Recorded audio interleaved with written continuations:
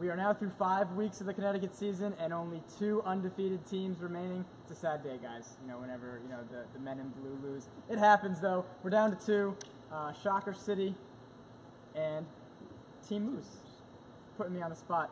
But the last 2 undefeated, and then a winless team also got a win today for the first time. The Blue Devils, shout out to them. So we're going to start with that game. This is the Week 5 postgame show. God, I get to do everyone's name today. Darren, Sean, Justin, Brendan, and Mike. Nailed it.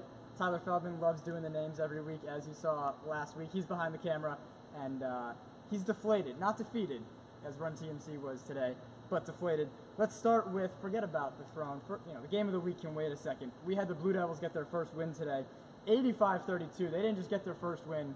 They snatched that from Sportsbook, who only had 4 guys today. But now only 1 winless team, and anytime you get that first win, you're trying to carry that momentum over. So what did you see from the Blue Devils today that you liked and that hopefully can carry over into next week? They were completely relentless on the defensive end. There was a lot of talking, and they just kept talking, kept getting steals.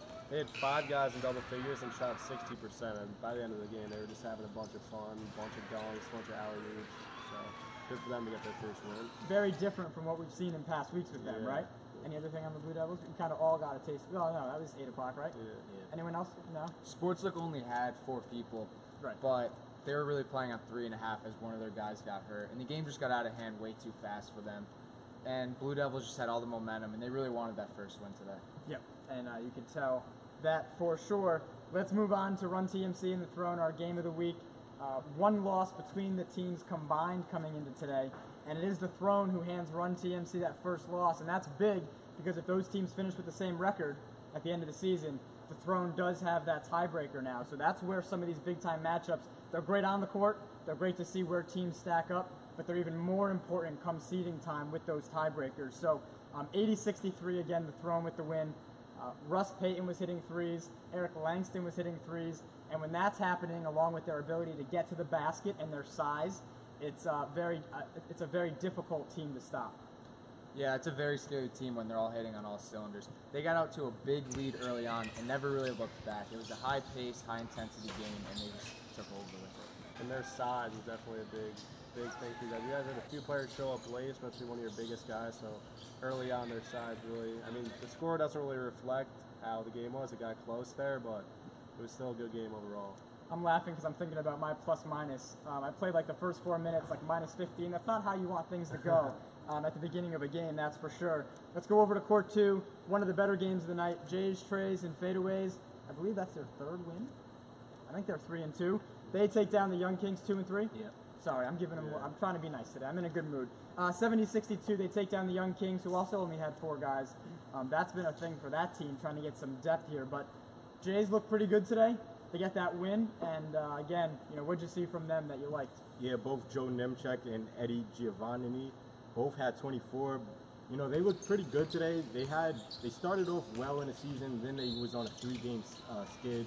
But it looks like after tonight, they got their second W, so hopefully they can go and build some momentum up. On the other hand, Young Kings, Miles Raymond again, with a pretty good game, 27 points, 11 rebounds, but a losing effort. Those guys need to have a pretty lengthy roster to compete.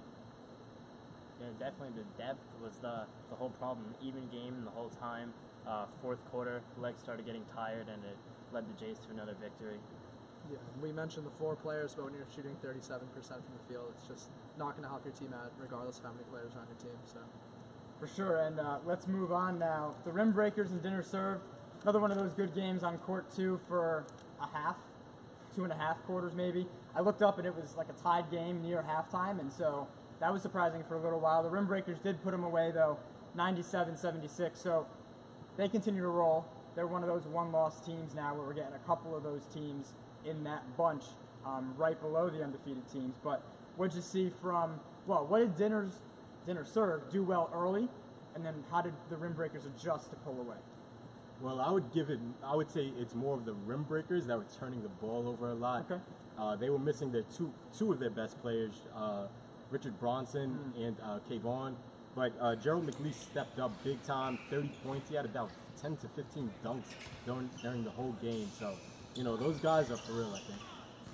Yeah, not to mention, too, Chris Leak, young kid, he as we said last week, high flyer. He had 27 points this week. But we don't want to take away from dinner serve. Kyle Coniglio, hopefully I didn't butcher your name again, 37 points, led both teams in scoring. He was definitely the bright spot for them, but Rim Breakers just fun, energetic bunch, and they have fun and they like to win. That's exactly what they did tonight. It's always fun to see them against some of the other high teams. I think Connor and Greg behind the camera have talked about the Rim Breakers being on their bandwagon, that's for sure. I get a couple head nods, but how they compete against teams like that, they kind of take care of business, check all the boxes, and then we see them against Shocker City, their one loss, right? And it's like, finish the game so we can continue praising you guys. So they will have more better matchups later in the season. It'll be interesting to keep an eye on them. One of those good teams, also still undefeated, Team Moose, stays undefeated, takes down Nothing Easy, 60-44. Sorry, you guys made a huge run in that third quarter into the fourth, had it down to 6. Team Moose just keeps coming and executing and cuts and dunks, and it's like you hit a 3, they hit a 3. I know that happened a couple times. You're trying to make up some ground, but you can let these guys chime in first. Team Moose doing more Team Moose things, right? Yeah, we saw the same old from them. I mean, a lot of teams you'll see a lot of one or two passes, then some will shoot. They just keep moving the ball around, and they lock down defensively. And Jackson Messana got 24 points. I looked up a stat. He is 92% from the field overall this season. Mostly dunks. Yeah, he's not taking a lot of threes, right? Nope. Yeah, no, that'd be impressive. Actually did make one tonight, though. There you go. Yeah, there's a reason they're undefeated. They just play so well as a team. It's the opposite of the problem that the Blue Devils have, where they have a lot of talent but don't play together. These guys mesh perfectly together, so it's been working out real well so far. What I was thinking about was Team Moose and how they take on Shocker City next week. I'm very sure that's the matchup, and those are our 2 undefeated teams, right? So a lock for game of the week, in case you were, had any doubts about that one. But Shocker City took care of business this week, didn't get too far ahead of themselves, took down the head honchos 123-79. I saw Corey Jacobs having some huge dunks. The whole team was there nearly for Shocker City. So as you look ahead to that, I mean, you can talk about how they did all the things right again. 123 points, you're going to win a lot of games. What are you looking for from that team as they get ready for Team Moose? Well, I want to see if they can keep up that pace. 120 points scored. It was a really fast-paced game. I wonder if they can continue that pace throughout the whole season. I'm also excited to see that offense versus that defense. I mean, that's just going to be maybe the best offense versus the best defense, so that'll be fun to watch. And anything quickly on the head honchos that 79 points, again, in a game like that, it kind of gets up and down, and both teams get to score, but anything from the head honchos today? Brett Cody played a solid game, as always.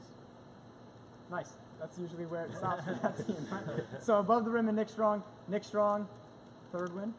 I'm very good at teams records, I think so too. They get their win today against above the rim, 73-55.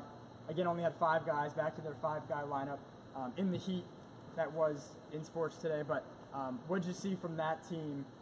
And they're again in that pack. I think you kind of talk about them with Sports Look and some of those middle teams. What they do today that stood out?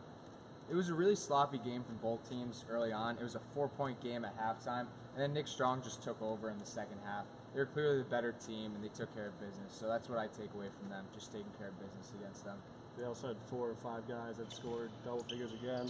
Anthony Vesicchio had 28 points and 15 rebounds, and they weren't really defending him from 3, so we just kept firing. Maybe it was the hair.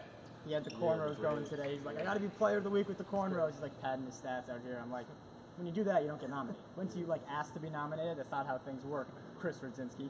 So, what do you guys think? I want to go down the list really quickly about a team or one word or one team that you're looking forward to watching next week. So let's do a team. I don't know what I'm asking you. Let's pick a team, your favorite team to watch. I think I did this in Rhode Island last week. Must-see TV team. Maybe not the best team, but your favorite team to watch. Rim Breakers for sure. Okay. Like Shocker City. Absolutely, Rim Breakers. I'm on the bandwagon. They're great. Okay. He's driving. You guys better watch out. They Justin's coming are for by the far my bandwagon. favorite team this He's league got a so hold of far. the 2 weeks in. I want to see how the Throne responds after a big W. Okay. Yeah, I agree with the Throne. Let's see what they could do. Okay. We don't have to go down the line. Favorite team to hate watch. It's no limit for me. That's not a surprise. Your favorite team, to see them struggle and see how they respond. You don't have to. Anyone? Think about it. What for if I next said run TMC? week. That's fine. You like. It doesn't happen much watching her struggle. I mean, today, you were all right today. Yeah. That's how you go down in the brownie point standings. All right, so we will come and I get fist pumps from the Weekly Rebound guys. Stay tuned for the podcast. We'll have power rankings and top plays as well. We are now past the halfway point of the season. Some big-time matchups coming, including Shocker City and Team Moose. We'll be back next week to break that down for you.